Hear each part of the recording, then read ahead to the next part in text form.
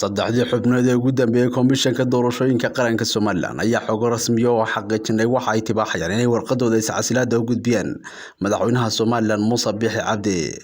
Iscasilaada saddexdan xubnood ayaa noqonaya saddexdii xubnood ee ugu dambeeyay ee istiqaaladooda u dhiiba madaxweyne Biixi, waxaana iyaga ka horeeyay afartii kale oo xubnood ee komishanka toddobada xubnood ka koobnaa.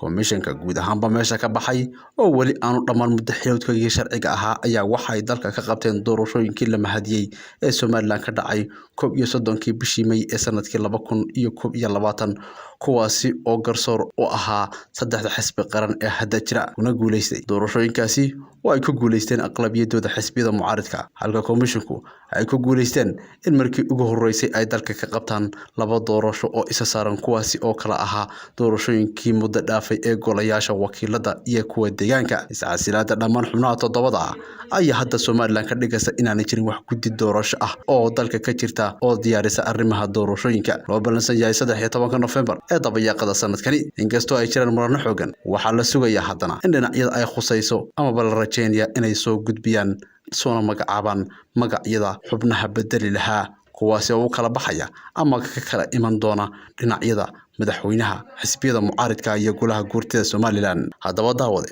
maxaa ka dhalan kara dhammaanba iscasilaada xubnihii guddiga doorashooyinka ee toddobada ka koobnaa? Qodobadan saddexda ee hoos ku qoran ayaynu ku eegi doonaa.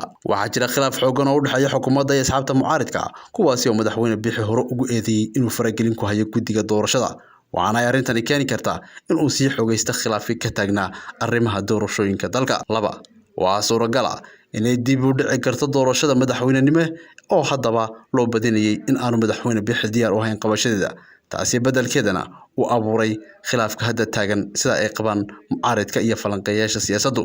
Waana arrin u baahan waqti inay helaan in dhinacyada ay ka imanayaan ay ku qaadato inay ku soo magacaabaan xubnihii bedeli lahaa toddobadan iscasilay. Qodobka saddexaad ayaa falanqeeyaasha siyaasadda Soomaaliland waxa ay ku sheegayaan inay keeni karto inay dib u noqdaan dhammaanba taageeradii dalalka beesha caalamku ay siin jireen Soomaaliland, gaar ahaan dalalka la isku yiraahdo qaranbixiyaasha doorashooyinka dalka. Wadamadaasi oo inta badan Soomaaliland ka taageera arrimaha doorashooyinka iyo dimuqraadiyadda, kuwaasi oo iyagu inta badan ka soo horjeeda dib u dhacyada doorashooyinka iyo sidoo kale khilaafaadka soo noqnoqda ee arrimaha doorashooyinka. Cabdiraxmaan Carab Daawud, wararka Horyaal TV, Hargeysa.